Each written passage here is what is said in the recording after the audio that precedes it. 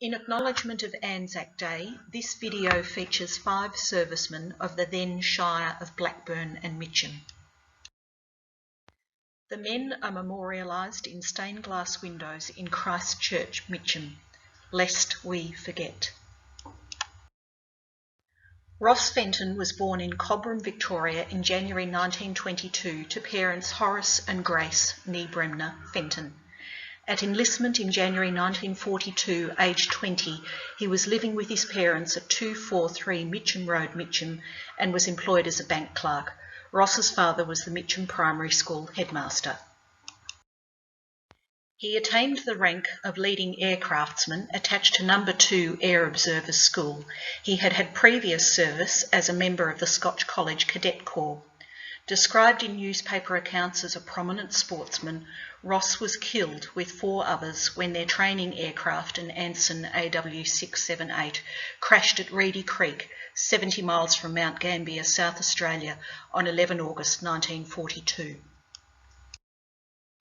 Owen Spencer Loftus was born in Box Hill on 16 December 1908 and was 32 years and 2 months at the time of his first enlistment on 16 April 1941 at Royal Park. He had married his fiancée Jean Rebecca McClelland at Christchurch, Mitcham 1 month before on 17 March 1941.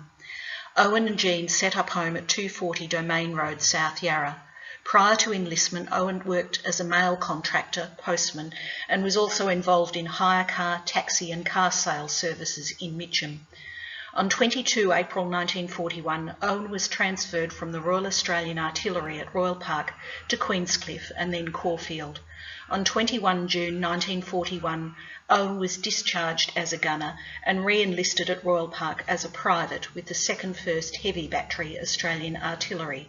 Owen had previously served with the Citizen Forces Field Artillery for 12 months. On 30 June 1941, the 2nd 1st Heavy Battery marched into Queenscliff from Royal Park, then transferred to North Head, Darwin on 16 July 1941. On 8 December 1941, the 2nd 1st Heavy Battery disembarked at Timor in the then East Indies. Owen was listed as missing on 23 April 1942. Owen's military record reveals little after this. The final entry in Owen's record, dated 27 September 1945, states that Owen died of wounds on 17 April 1942. Records at Christchurch, Mitcham state that Owen died as a prisoner of war.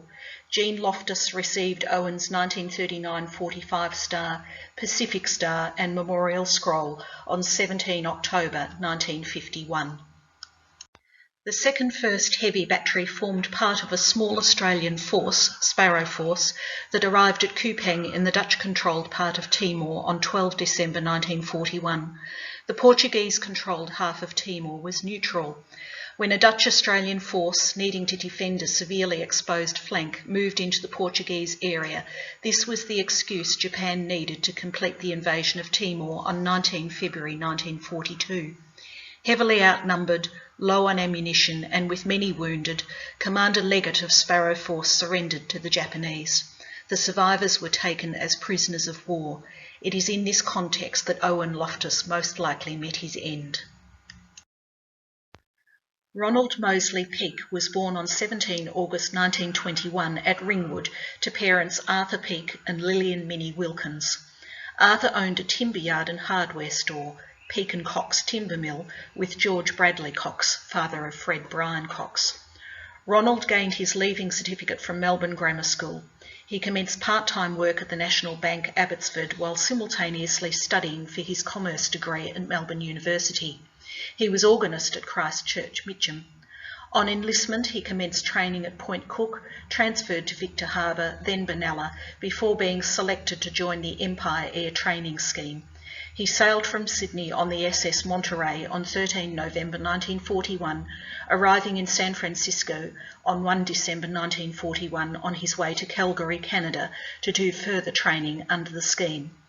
Attached to No. 100 Squadron, RAF, at Grimsby, Lincolnshire, England, his squadron flew missions from Singapore and was posted back to the United Kingdom, leaving just before the fall of Singapore. On Ronald's final fateful flight, he was the captain of his 7-man crew, aged only 21. A signal was received from the Air Ministry at Kingsway, UK, advising that a member was missing, dated 14 March 1943. Ronald's parents were notified by telegram the following day. Back and forth communications proceeded between Australia and Kingsway for the next 6 months, requesting further details and confirmation of Ronald's status as either missing believed killed, or death presumed. On 14 September 1943, Ronald's father was requested to supply details of a person who could take possession of Ronald's bicycle, otherwise it would be sold. Ronald's personal effects were sent to his parents in April and August 1944, firstly by passenger train from Flinders Street to Mitcham, secondly by registered post. From information relayed by the International Red Cross, Ronald's parents were informed on 15 June 1944 that he had been buried in the Dortmund Central Cemetery. They were later informed of his reinterment in the Reichswald Forest War Cemetery, Germany. Unable to definitely identify the remains of Ronald and 2 of his crew, they had been interred together, which must have compounded his parents' anguish. Official confirmation of Ronald's death was based on a German report of his death in a casualty list issued from Berlin. Ronald and his crew took off from Grimsby at 1937 hours on 12 March 1943. 7 other aircraft were detailed for this trip, all returned safely. Part of the Battle of the Ruhr, a 5-month-long British campaign which had commenced on 5 March 1943. Their target was the industrial city of Essen, specifically the Krupp armaments factories. On 12 March 1943, Ronald's group of 8 aircraft were to be part of a 457 RAF aircraft raid. The Krupp factories were part of the Ruhr industrial area of coke plants, steel works and 10 synthetic oil plants. The Krupp factory employed slave labour from across Europe, including 2 million French POWs. Gordon Douglas Crawford was born in Swindon, Wiltshire, to Frederick Robert Crawford, an Australian-born First World War soldier, and his English wife, Nellie Bunce, on 30 October 1919. Gordon lived with his parents at 91 Dunlaven Road, Mitcham, and attended Christchurch, Mitcham. He had previously served 18 months in the militia and worked as a clerk. At his first enlistment in the 2nd Training Battalion at Balcombe on 1 July 1940, he was aged 20. He attained the rank of Lance Corporal on 16 July 1940. On 19 August 1940, he was attached to the 6th Battalion for training and promoted to Acting Sergeant, then Corporal. In early 1941, he was discharged so he could enlist in the AIF. Enlisting on 28 February 1941 at Royal Park, attached to the 2nd 22nd Australian Infantry Battalion, Gordon was transferred to Bonegilla and embarked on 30 April 1941, disembarking at Rabaul on 3 May 1941. Having reverted to the rank of private, Gordon was promoted to Lance Corporal on 19 July 1941. Undoubtedly, the tropical climate, tainted water and food contributed to Gordon suffering 2 episodes of enteritis requiring hospitalisation in the military hospital Rabaul. On 30 December 1941, Gordon rejoined his unit and was declared missing, presumed dead, on 25 January 1942. The Australian War Memorial gives Gordon's date of death as 23 January 1942. Gordon's death date marks the beginning of the month-long Battle of Rabaul, significant because of its proximity to the Imperial Japanese naval base at Truk in the Caroline Islands.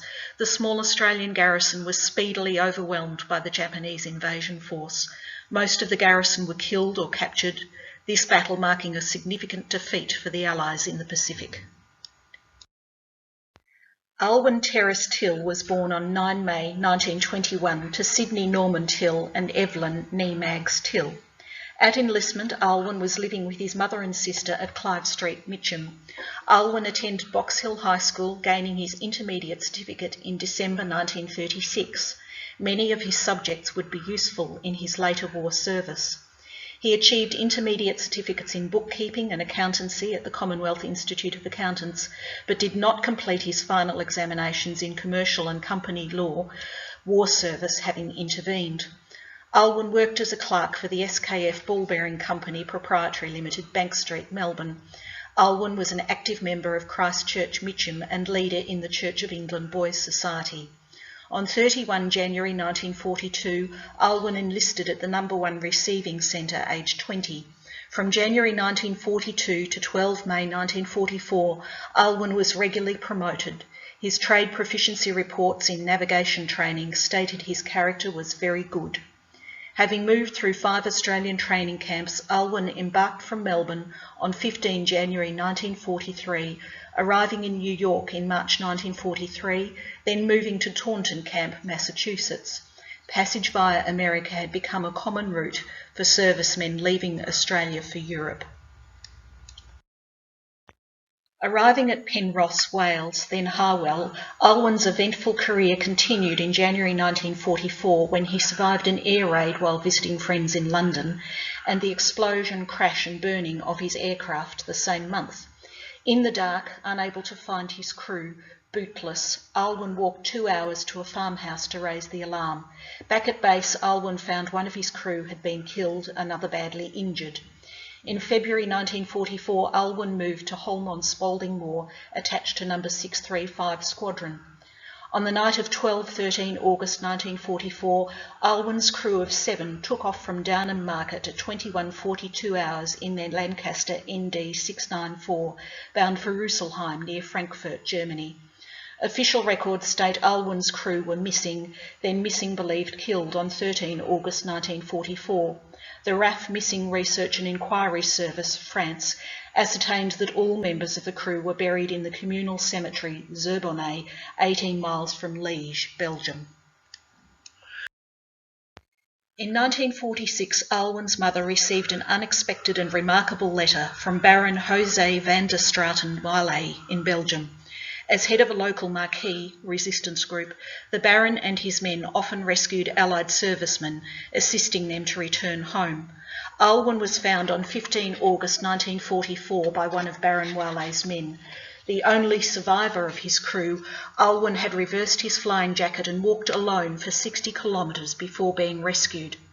The Baron and his men offered to provide safe passage for Alwyn, however he elected to assist his new friends in the ambush of a German infantry unit sent to repair telephone lines the Marquis had previously cut.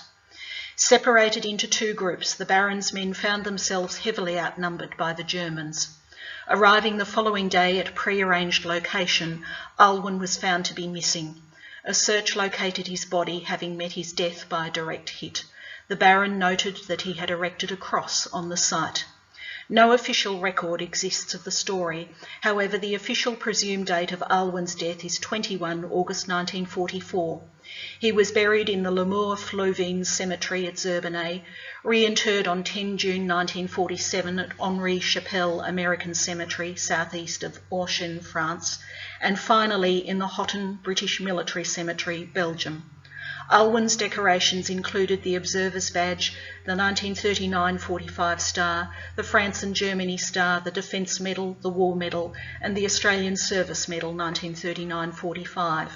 Anecdotal tales suggest that a medal was also awarded for his service to the resistance by the Belgian authorities, but was stolen. War is agony, the anguish of uncertain news couched in detached bureaucratic language, the long drawn-out ache of the return of a few personal mementos, the medals, scrolls and sometimes burial details, the loss of potential and promise. Ross Fenton, the talented sportsman, Gordon Crawford, the persistent clerk, denied their opportunities. Owen Loftus, newly married, looking forward to a new life. Alwyn Till, courageous, resilient, his studies curtailed, a leader. And Ronald Peake, his mind filled with visions of the photographs he would take on his beloved camera, whistling one of the songs from his music books, cycling down a country lane, vanished.